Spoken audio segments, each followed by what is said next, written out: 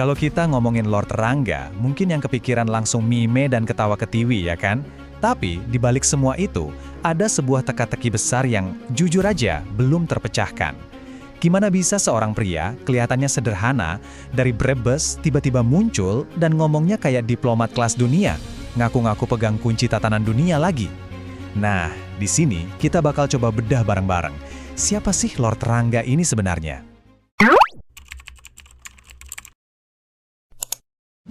Jadi pertanyaannya simpel banget, tapi jawabannya rumit. Siapa dia ini? Petani? Kalau lihat latar belakang sekolahnya sih iya. Diplomat? Gayanya sih meyakinkan banget, seolah-olah dia bisa nelpon pemimpin dunia kapan aja. Atau jangan-jangan dia seorang visioner, seorang nabi yang bisa lihat masa depan? Nah, pertanyaan-pertanyaan inilah yang bikin jutaan orang yang tadinya cuma ketawa, sekarang jadi berhenti sejenak dan mulai mikir. Coba deh kita lihat perbandingan ini bener-bener kayak langit sama bumi. Di satu sisi ada Edi Raharjo, orang biasa dari desa di Brebes, lulusan sekolah pertanian. Katanya sih pendiam dan kutu buku. Tapi di sisi lain muncul personal Lord Rangga, sekretaris jenderal Sunda Empire, ngomongnya kayak diplomat global dan ngaku pegang rahasia tatanan dunia. Gila kan? Pertanyaan besarnya adalah gimana dua kepribadian ini bisa nyatu dalam satu orang? Oke, biar lebih jelas, yuk kita coba telusuri lebih dalam. Kita akan coba ikuti jejak transformasinya yang super misterius ini. Dari seorang pemuda desa yang nggak ada yang kenal, sampai jadi sosok yang, ya, bisa dibilang mengguncang imajinasi satu negara. Perjalanannya itu dimulai di tahun 1967. Lahir dengan nama Edi Raharjo. Dari muda, dia emang udah beda. Dikenal suka banget baca, dan yang dibaca itu bukan buku biasa, tapi buku-buku berat soal sejarah dan geopolitik. Terus, nah ini yang menarik, ada fase yang disebut tahun-tahun yang hilang. Dia beneran lenyap dari desanya, nggak ada yang tahu dia kemana dan ngapain. Pas dia balik lagi, boom, dia bukan lagi Edi yang dulu. Dia muncul dengan nama baru, pakai seragam ala militer dan cara bicaranya, wah udah kayak diplomat yang super pede. Yang lucu, kemunculan pertamanya di TV itu bukan sebagai petinggi Sunda Empire loh, tapi sebagai anggota Dewan Bawang Merah. Serius, dia ngomongin soal pertanian. Jadi latar belakang sekolahnya kepake juga ya. Tapi justru dari situlah gaya bicaranya yang unik dan super formal itu mulai dilirik media. Ini jadi semacam fondasi buat ketenarannya nanti. Nah ini nih yang jadi kunci gaya komunikasinya. Dia nggak pernah maksa, kalian harus percaya sama saya. Enggak, dia cuma bilang kalau nggak percaya ya nggak masalah. Tapi waktu yang akan buktikan. Dia ngomongnya tenang, penuh keyakinan, seolah-olah dia cuma ngasih tahu fakta yang pasti bakal terjadi. Sikap kayak gini justru bikin orang makin penasaran kan? Jadi kayak ditantang, oke kita lihat aja nanti. Oke, sekarang kita masuk ke intinya. Kita bahas gagasannya. Apa sih sebenarnya pesan di balik konsep Sunda Empire itu? Karena ini bukan cuma sekedar lawakan loh, ini tuh sebuah pandangan dunia alternatif yang ternyata cukup lengkap. Jadi apa sih Sunda Empire itu? Menurut Lord Rangga, Sunda Empire itu adalah kekaisaran dunia yang sebenarnya. Dan pusatnya itu ada di sini, di Nusantara. Dia percaya kalau peradaban kita inilah peradaban asli dunia, tapi sejarahnya sengaja disembunyikan atau dibajak sama kekuatan lain. Jadi Sunda Empire ini, menurut dia, adalah penjaga kebenaran sejarah yang selama ini hilang. Dan ternyata pandangan dunianya ini detail banget. Dia percaya kalau Nusantara ini semacam Sunda Atlantis, ibu dari semua peradaban. Sistem dunia yang kita kenal sekarang, menurut dia, itu pengkhianatan terhadap sejarah. Dia juga ngaku kalau aset-aset global dan kebenaran sejarah itu disembunyiin sama para elit. Bahkan, dia bilang dunia ini sebenarnya beroperasi pakai kalender Sunda. Dan semua ini ujung-ujungnya akan mengarah ke satu hal, tatanan dunia baru yang pusatnya ada di Asia Tenggara.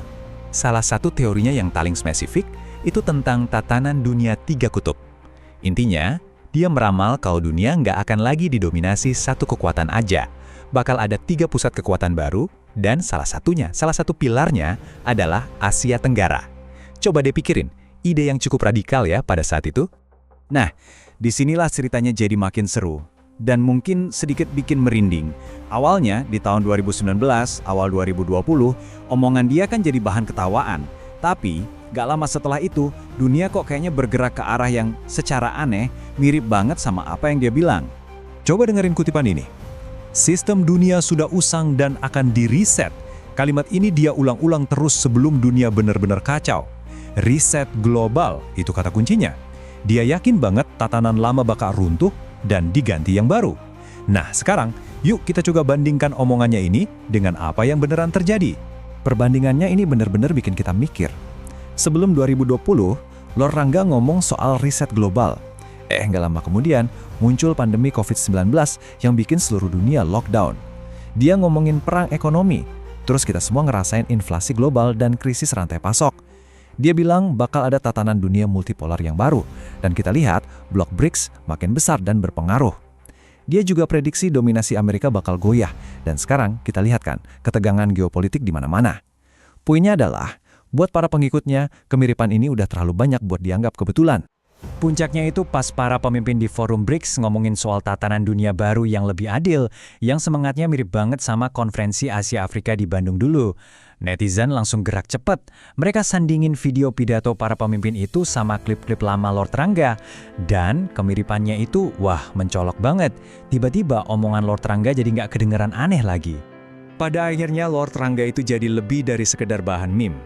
Dia bertransformasi jadi semacam ikon budaya. Tapi kepergiannya yang mendadak justru malah meninggalkan lebih banyak pertanyaan daripada jawaban. Grafik ini nunjukin banget gimana persepsi publik ke dia tuh berubah. Awalnya, ya 40% itu isinya cuma ejekan dan meme.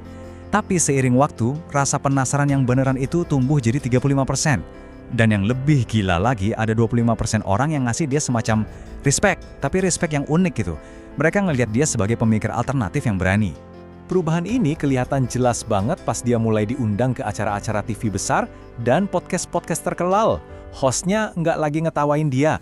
Mereka memperlakukan dia sebagai narasumber serius yang punya perspektif beda dan menarik buat dibahas. Dia berhasil pindah kelas dari yang tadinya objek ketawa, sekarang jadi subjek diskusi. Dan ini salah satu kalimat terakhirnya yang paling bikin penasaran.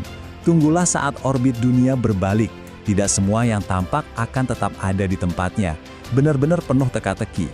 Dan diucapin gak lama sebelum dia meninggal mendadak.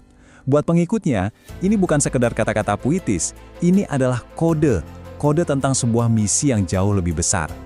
Kematiannya yang terkesan tiba-tiba dan gak jelas penyebabnya ini tentu aja memicu berbagai macam teori di kalangan pengikutnya. Ada yang percaya misinya di dunia ini udah selesai, jadi jiwanya diambil kembali. Ada juga yang lebih konspiratif, bilang kalau dia dibungkam karena udah terlalu banyak ngebocorin rahasia. Atau ada juga yang percaya dia nggak beneran meninggal, tapi cuma diposisikan ulang. Ditarik dari panggung karena pengaruhnya udah kegedean. Dan akhirnya, kita kembali lagi ke pertanyaan awal. Apakah Lord Rangga ini seorang visioner yang beneran bisa lihat masa depan?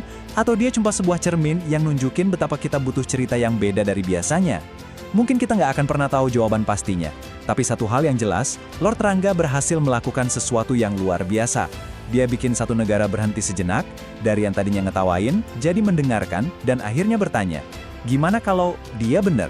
Dan mungkin itulah warisan terbesarnya.